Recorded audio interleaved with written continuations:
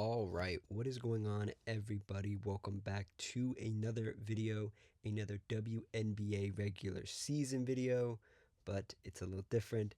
We're heading towards the end of the WNBA regular season, so that means end of season awards.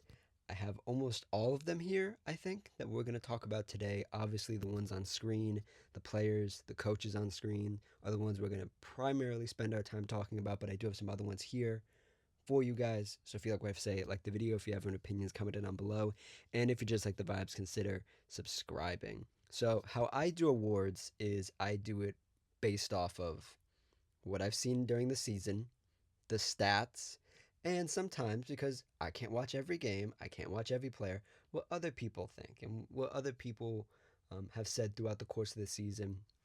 And I will admit, there were a lot more people in the running than I thought there would be for some of these awards. We are going to go through Defensive Player of the Year, MVP, Rookie of the Year, Sixth Player of the Year, Coach of the Year. Those are all the ones we're going to hit. Defensive Player of the Year particularly had a lot of interesting players that I wasn't really thinking about till I dove into the stats. I think that's where we're going to start first. So I guess, how do I want to do this? Do I want to do the runner-ups? Yeah, I guess we'll do the runner-up first. The runner-ups, however you say it. I do have some stats pulled up so I can um, help maybe paint a better picture for you guys on why I have certain players where they are. So runner-ups, and I think maybe two dark horse candidates that I don't think are going to get any buzz at all, but I feel like I need to mention. One being the Atlanta Dreams' Jordan Canada, number two being the Golden State Valkyries' Kia Stokes. I think both of these players have had some pretty underrated seasons. You look at some of these numbers here. If I can find one as an example. So as an example, right, Kia Stokes, where is she right here? Number 6 in defensive win shares. I don't know how they calculate that, but being top 6 in it, and the only people ahead of you are Angel Reese, Ryan Howard, Natasha Howard, Asia Wilson, and Shakira Austin. I think that's some pretty good company and is deserving of some love there, a shout out there. And then Jordan Canada, top 5, number 5 in steals percentage in the WNBA. So just wanted to shout those two players out. A player that I feel like always gets Defensive Player of the Year buzz, but never quite gets there, in my opinion. Um, it's Angel Reese. The rebounding's insane, and I've said this in the NBA as well, so it's not like I'm singling her out or I'm trying to say anything about the WNBA or whatever. Um, I feel like rebounds are an overrated stat for Defensive Player of the Year. I would rather have my Defensive Player of the Year have like 8 rebounds or 7 and have 2 steals and 2 blocks. I don't care if you have 16 rebounds and like a steal and a block. That doesn't do anything for me. I understand throughout the course of a season, throughout the course of a game, it's very impactful. But when I compare you to actual defensive players, it's not something that I need to make somebody a Defensive Player of the Year. Now, is it important? Yes. Um, the other thing about Angel Reese that for me personally kind of docks her is that she's like top 3. She's tied for 2 for most personal fouls in the WNBA at 117. That shows me for you're going at your defensive assignment and you're being your hands are up, you're moving your hands, but you gotta calm it down. You gotta calm it down. And there's another player here who I haven't further up my Defensive Player of the Year list, who's tops in personal fouls too, but it's far less than 117 for a season. Probably will get to 120 by the end of the season. And then I think for Angel Reese, everybody talks about her rebounding. And I think some people in certain circles, especially Atlanta Dream fans, her defense is really good. Like, and I'm not trying to take anything away. Her defense is really good. She's active in passing lanes with her arms, with her long arms. She moves her feet pretty well, all things considered. You know her limitations. I believe with that metal rod in her leg, she doesn't jump when she plays defense. She can jump, but she doesn't jump that much, which limits her defensive full potential. Um, I think, for what it's worth, Angel Reese and this next play I'm going to talk about are basically like the two runner ups that I would definitively say, if the top three that I have here maybe have a down couple. If the season was a little longer and they had a down couple weeks, I could slide them in the top three. But these two players, Angel Reese and next up, Natasha Howard, is my next player on my list, um, are runner ups. Natasha Howard, for what it's worth, her win shares are incredible. Number three in win shares. I believe she's probably the oldest player here. Yeah, 34 years old, still in Defensive Player of the Year running, which is quite impressive. If we go look at some of these other stats here, number two in offensive rebounding, only behind Angel Reese. Um, Defensive rating, she's number five with 102.2. Let's see here. Any other numbers that pop out to me? Number six in steals percentage, 3.1. Let me see. Natasha Howard, is she on this list? Nope. Oh, no, she's number 19, 2.9. Um, I'll say this. I've watched Natasha Howard a lot. And I watched her, I think, towards the end of her last stint in Minnesota before she came back this time. She was a fair bit younger. She was a small ball five, more of a four, and now that's all she plays is five, really. And I don't know if it's just like the maturity that she has and the experience that she has. She's amazing out there. Um, Essentially, her being the Elena Smith replacement after the Lynx lost Elena Smith, it was a perfect fit, greeting her back into the fold, back into that locker room, back into that system. It hasn't changed much. A lot of players will tell you the Minnesota Lynx stuff hasn't changed a lot because they've had the same coach for God knows how long. It's the same stuff. So Natasha Howard just sliding back in, playing more five for sure, has been incredible. Is there a lot on her plate? Yeah. I feel like in early games during the season, she was in a lot of foul trouble. That's something I personally don't like. I mean, we can go look at it right now. Total fouls. Let's see. Total personal fouls. Yeah, Natasha Howard, 120. She leads the WNBA in fouls. So I think that was more towards the beginning of the season. I don't feel like I've seen her foul out recently. She has been in foul trouble, but hasn't fouled out. And the same reason why I have Angel Reese outside the top three, um, as a runner-up, is the same reason why I have Natasha Howard.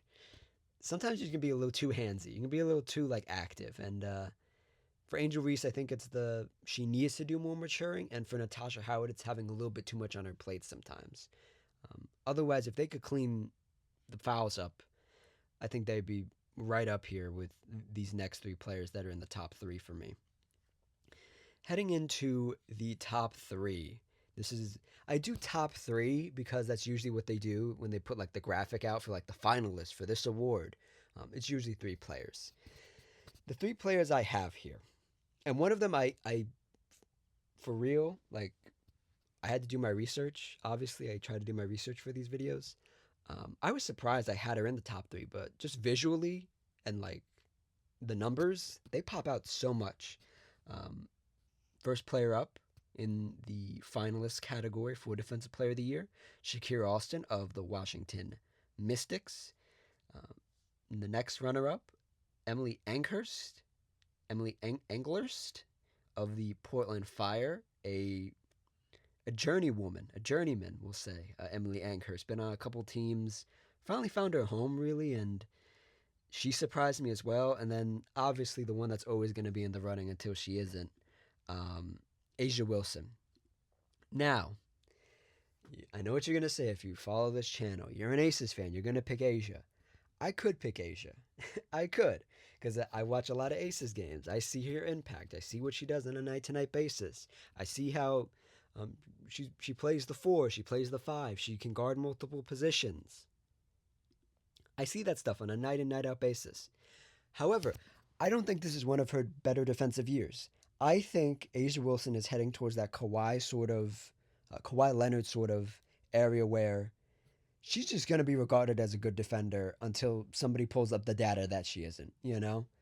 She's just going to be in the running no matter what, just because of how easy it comes to her, and the reputation that she has. For me personally, I want to pick somebody new. Last year, A'ja had the shared Defensive Player of the Year with Elena Smith. I think that was the first time that happened as a shared award in the WNBA, which was very weird. I hope they don't do that again for any award. But that being said, I do want it to be somebody new. Even though I would love it to be A'ja and it would add to her legacy and all this stuff, I think somebody new deserves to be in the mix. And it's going to be either Shakira Austin or Emily Anchorst. Shakira Austin, after All-Star break, has been on a tear offensively, but also defensively. She's played very well against teams that are way bigger. She played A'ja Wilson yesterday. Or the other day. They also played tonight in Las Vegas, I think. A'ja kind of worked Shakira Austin in a way, but for what it's worth, I think Shakira has been amazing. Um, I lean towards the numbers on Shakira because Shakira just has some crazy numbers here. I mean, she's the first in defensive win shares at 2.4. Let me see if I can find her here on any of these other lists. Let me see. Defensive rating 99.9. 99.9. You want the number to be closer to 90, not farther away from 90. So 99.9, number 2. Let me see here. Offensive rebounding. Shakira Austin's number 19. Blocks. She had a crazy block game the other week. 4.4 block percentage.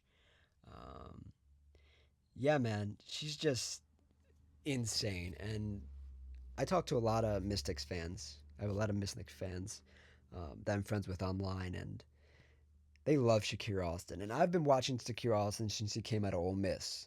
And she's had like up and down seasons. And I've even come on this channel and say they should probably trade her. She's creating a log jam at the forward and center spots. It's not that she's not talented. It's just that I don't think she's good enough. I think she's peaked. I need to shut up about that because obviously she hasn't peaked. Right now she's peaking like in this moment, which is great. Break through the ceiling. But I genuinely think this is just a new version of Shakira Austin, and she's looked incredible. She deserves to be tops of Defensive Player of the Year. Now, Emily Anchorst. I'm gonna say it that way. I think that's how you pronounce it. Anglurst. Call it Emily. Emily. I'll say this: whenever I've turned on Portland Fire games, sometimes it's a little bit of a rough watch. They were part of an amazing comeback. Earlier in the season, they played a triple overtime, quadruple overtime game against the Mystics. Emily has always been eye popping defensively, and she spent time with the Mystics last year. Last year she spent time with the Indiana Fever, where she got drafted, and she's bounced around a little bit, played a little role here, played a little role there.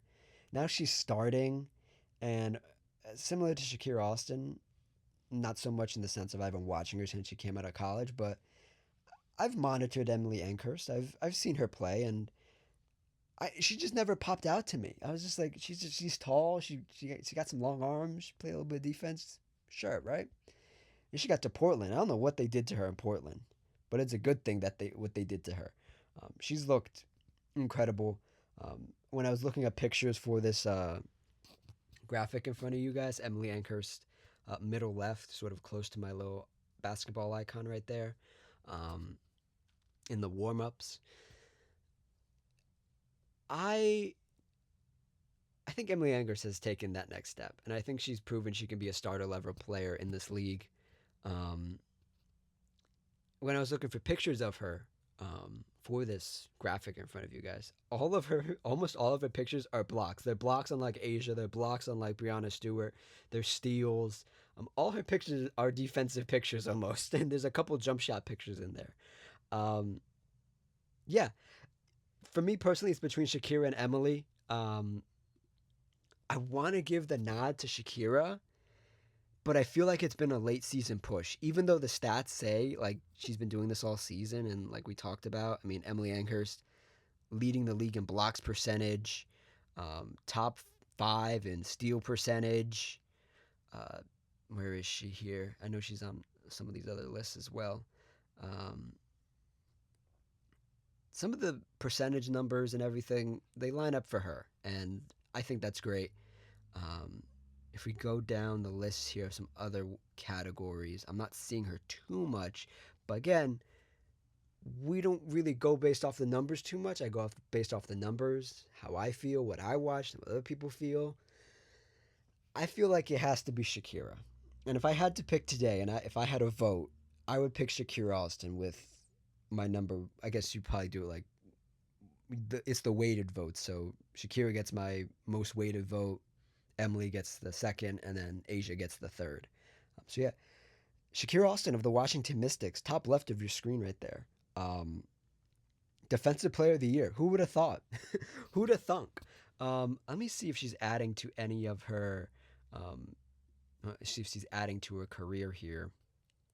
Yeah, this is gonna be her first major award. She was 2022 All Rookie. That's the only thing she has on her basketball reference. So if she gets it, she'll be adding something very big to her cabinet right now. All right, let's get through some quick hits here before we get to the real big awards again, MVP and Coach of the Year. Two awards I want to talk about very quickly. I think there's not a lot of debate about these, but I still want to talk about them nonetheless. Rookie of the Year and Sixth Player of the Year. Rookie of the Year. Coming into this season, I thought it'd be a bit more of a race. I really thought it would be. And then it wasn't. It really wasn't. It's Olivia Miles. I'm not even going to do a preamble. It's Olivia Miles. She's ran away with this award. It's hers to lose. I don't think even if she has like a bad last couple of weeks of basketball, anybody else is going to vote for anybody um, that's more deserving than her. I'm looking at the WNBA rookie points records and points per game. Olivia Miles is here at 19.8. That's for the whole WNBA, like in its history. She's number 4 at 19.8. Total points, 653, number 6. If we look at just 2026, she's leading her rookie class in points, 19.8. The second best player, Sydney Taylor, is at 14.7. Olivia Miles is also leading them in points per game or total points, 653. Flage falls right behind with 467. Also, because she's been out, and I probably should have put her in this graphic. If this was any other year and Sydney Taylor was doing what she was doing, she'd probably be Rookie of the Year. I want to shout out Sydney Taylor of the Chicago Sky because she's blown me away this year. Let's see here. Olivia Miles, who's a guard, is top 3 in rebounding as well for her class in total and averages. Assists, assists is just insane. She's a great passer. She's at 200 flat total, and she's averaging 6.1. That is number 5 and number 3, respectively, throughout WNBA history. And of course, she's leading her class in assists by 3, and then she's almost 200 ahead of the next player in total assists with 200, like I said. Yeah, it's Olivia Miles. I'm so happy that it's about basketball and nothing else. My biggest fear coming into this year was that AZ Fudd was going to have a good year and Olivia Miles was going to have a good year, or Lauren Betts or Awa Pham, and it was going to become very behind the scenes politically. Like because there's so much UConn influence in the WNBA that they were just going to vote AZ Fudd. That would have made me so upset. I'm so happy it's just about basketball, and everybody knows Olivia Miles is the best player right now from this class. Obviously, 3, 4 years from now, 5 years from now, I could see a couple of these players, these rookies, being champs or having some additional hardware. Um, it's going to be it's a great class, but Olivia Miles is the greatest of the great. Um, AZ Fudd, I think AZ Fudd just got lost in the mix. I really do. From not starting at the beginning of the year, having to come off the bench, from struggling a little bit when she first started starting, and then getting closer to All Star break, she's really started heating up. And now post All Star break, she's been injured. She hasn't really played that much, so she got lost in the shuffle. We'll talk about the Dallas Wings in another video in their totality, but I feel like AZ Fudd was one of the biggest. Um, how do I like the biggest like just got dealt a bad hand for a rookie year.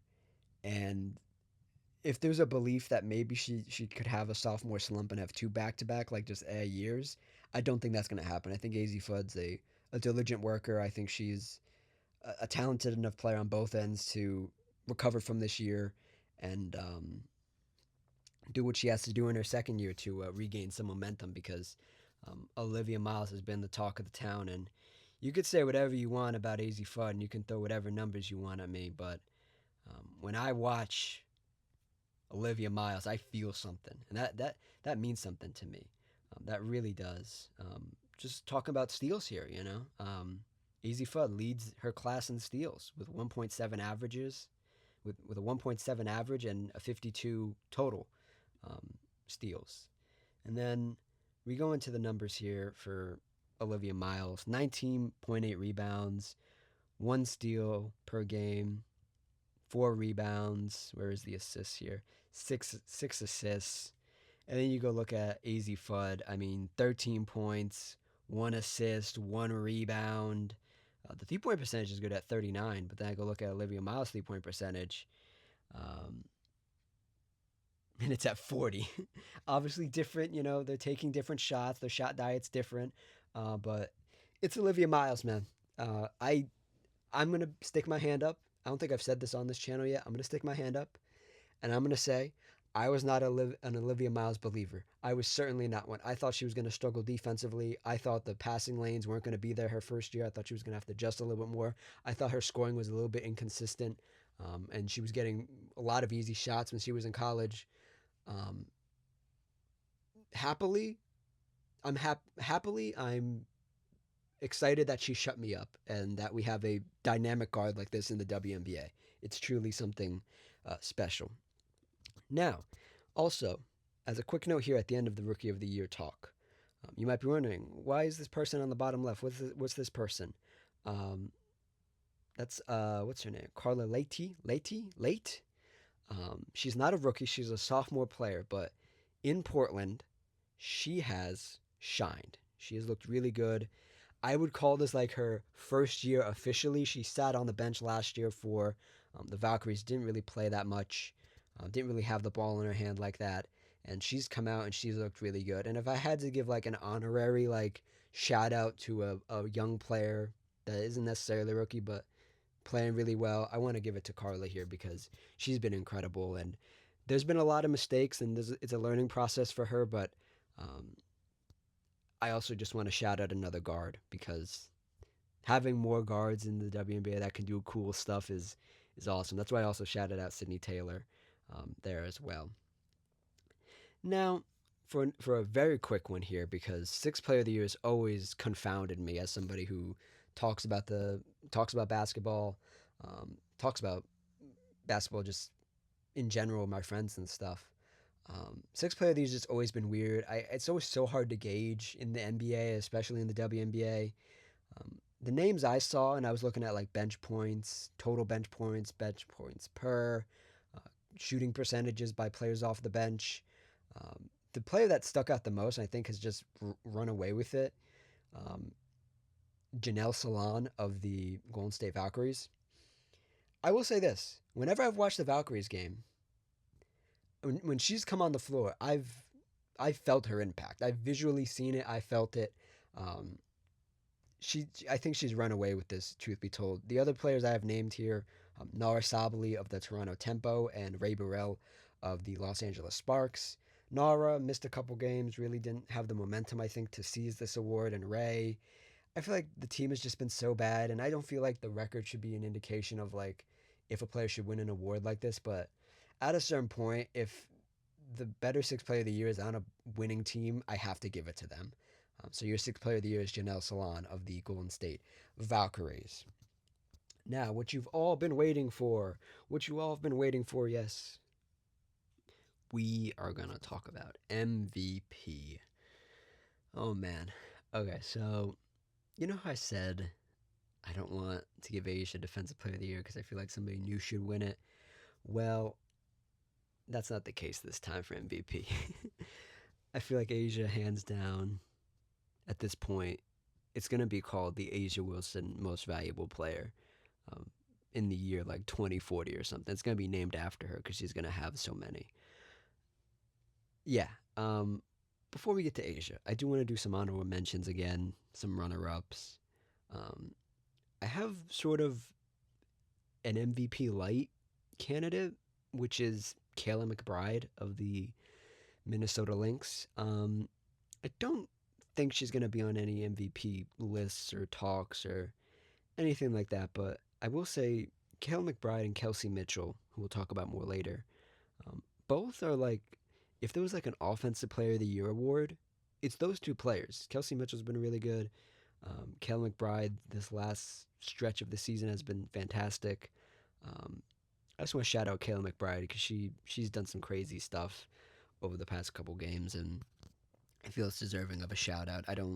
I think probably maybe she's first All NBA, All WNBA first team, maybe, possibly. I don't know.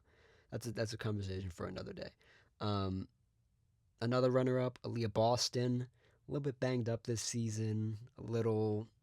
Uh, I think her game has flourished offensively. I really think it has. Um, I don't think she's most improved player, but like maybe I don't know. Um, and then these two I struggle with, and one of them has to be a runner-up because again we do top three. Um, these two are the two that I think are in the mix because I don't think the WNBA will have two um, Indiana Fever players for most valuable player. Pardon me. The two that I think are interchangeable for me personally is Brianna Stewart and Caitlin Clark. What Brianna Stewart's managed to do at her age, the stuff she's still capable of doing, carrying a team, is downright impressive. I've been sort of not hoping, but waiting for her to decline, and she just hasn't. It's a nod to her maturity, her own belief in herself that she knows what to do. She knows what she's capable of now, what she isn't anymore. You know, this isn't the Brianna Stewart when she was in Seattle. This is a different version, and both versions are MVP-like players. And then Caitlin Clark. The only thing I struggle with Caitlin Clark is she hasn't done it all season. And I feel like to be MVP, you have to do it all season. It can't just be like the first half, the second half of the season. It has to be the whole season. You know, that's why Nafisa Collier didn't win the last year. She was injured, but, you know, if you can't play, you can't put up the stats. And you can't put up the stats, somebody else is going to come in your place and take that shine, you know? So if I had to do like, personally, I think the top three should be Mitchell, Clark, and Asia. Sort of bending my own rule to say Caitlin Clark has finally figured it out. She's been healthy these last couple games, last couple weeks. She's playing very well next to Kelsey Mitchell. Is it right to have two players on the same team being like the finalists for MVP? Yeah, no. But do I think Brianna Stewart should do it with her record being so bad? No, it's the same reason why I haven't even mentioned Paige Beckers because their record is just eh. Not to say that the Fever are anything special, but at least they're doing better than the Wings and the Liberty. Um, but I say all that to say, and get to the point of, it doesn't really matter who the finalists are, because I think Asia Wilson's going to win this award every year unless something drastic happens. Unless Olivia Miles,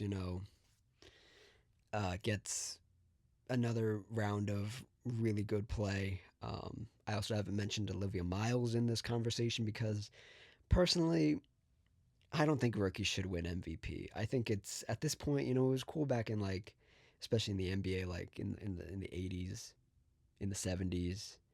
Um, Candace Parker did it in the WNBA.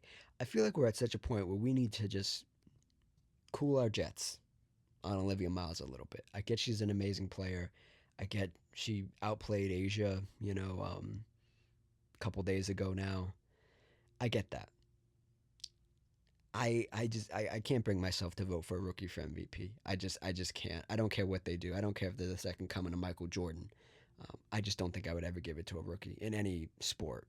Well, not any sport because I don't know how it is for other sports. But any basketball league, I just don't think a rookie should win it. I think they can be in the conversation, but that being said, I guess maybe I'm talking myself into Olivia Miles being a top three finalist because she's done it all season versus Caitlin Clark, who hasn't done it all season. So I would say my last spot, now that I'm talking it out, would be either to Olivia Miles or Brianna Stewart. So it would be Asia, Kelsey Mitchell, Brianna Stewart, or Olivia Miles. I think that's the top three, top four. Caitlin, Aaliyah Boston, just not in there for me. Kayla McBride, again, she's probably the offensive player of the year if there was such an award. Um, and yeah, I think this is just Asia's award.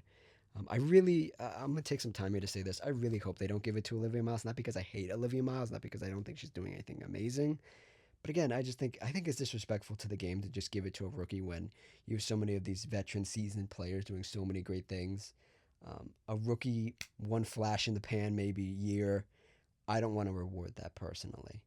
I think all these players, sans Caitlin Clark, have been doing this for a long time and deserve the shine. A little bit is going to play into it when we really get down to the voting towards the end of the year, where I think the media has just fallen in love with Olivia Miles, and some of that bias might take over, and Asia might win by a slimmer margin than she ever has before.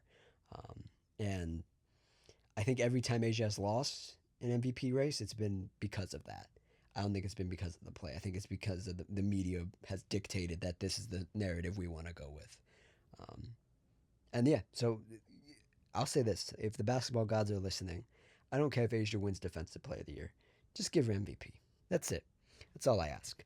Um, Lastly, here, well, actually, because I don't have this one down, and I mentioned it in that last little segment there. Most improved player. I forgot to put that down on my list here, actually. But I think we all can mutually agree it's Jessica Shepard from the Dallas Wings. It's just so obvious. She's incredible, really. Not on defense. That defense is a little, it's a little, I don't know. But offensively, the coach is running a lot of offense through her. She's the key to their team essentially. You can have Paige, you can have Aisley, and they're great in their own right. But if they don't have somebody like that to orchestrate, I feel like it puts a lot of pressure on Paige. We saw it last night against who'd they play last night? Was it the Tempo? Against the Tempo. AZ is not ready for that yet. I feel like having somebody like Jess Shepard completes the Dallas Wings, and I think what most improved also has to indicate is that not that you were a nobody last year, but you were very underrated or you didn't showcase all your skills because the limited playing time or the limited shots you got. And it's somebody taking either that next step to get into that starting lineup of that team or going to a new team and showing out. And I think what Jess Shepard has done is gone to a new team, showed out. Um, she was an all-star for the first time, an all-star starter. There are some other names I could mention, but like I said, I didn't make a list for that. I apologize in advance. I kind of forgot about most improved because I was like, oh yeah, Jess Shepard, nobody else. So shout out Jess Shepard. And lastly here, as we round out this video, Coach of the year. Um, I think Coach of the Year is pretty cut and dry. Um, I do want to shout out two other coaches, but I genuinely think the runaway for this is Cheryl Reeves of the Minnesota Lynx, longtime coach, longtime operator of the team as well. Um, I looked at their record last year. I looked at it this year as well. Last year, 2025, they were 34-10. This year, they're 28-7. Now, that's the only way you can dock Cheryl Reeves is what the fuck is this? I got an ad pop up. It's the only way you could dock her is that the record isn't as good, but the talent difference is so not great, but it's so weird, and they didn't have Nafisa Kalia for the first half of the year. Um, Now you do, and they're still winning, and she's come back in seamlessly. Um, I think it is Cheryl Reeves. I'm on like 98% sure. I do want to shout out Sydney Johnson, who's done a great job in the second half of the year getting his ladies to play. They are sitting at 19-13. Last year, they were only 16-28, so they've surpassed the win total from last year.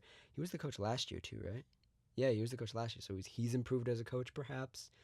There are some things that fans don't like about him and some of his rotations, but I want to shout him out.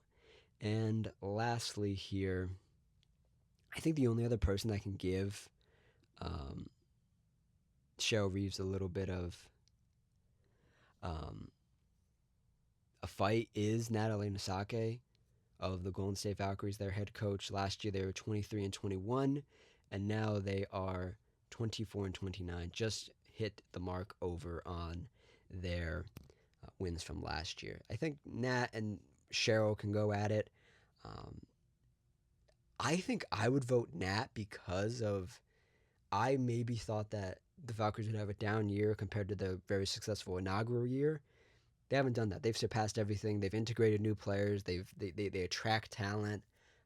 Nat's really good with a lot of the X's and O's. Really good defensive coach as well. I don't know if that's all her or somebody on her coaching staff, but very good there. And if you wanted a new name to win it, like I said with Defensive Player of the Year, I would give it to Nat. But with all due respect to Nat and Sydney and every other coach that's has a decent record, I think Cheryl Reeves has done a great job, phenomenal job, and she'll just add to her legacy as a really great coach. So yeah, that's it. That's all the awards, and yeah, uh, I don't have anything else to say. I was gonna say something. I don't have anything else to say. More WNBA videos coming this week or the remainder of this week. Probably not any this weekend, but certainly tomorrow, Friday, and we'll get back into some more stuff on next week. So yeah, that's it. Having a little bit of a recording issue, so I'm going to cut it here. Check out the video on the left. Check out the playlist on the right. If you click my little icon right in the middle of the screen, a little subscribe will pop up, and you can subscribe with ease, like and comment as well. And I will see you guys next time. Cheers.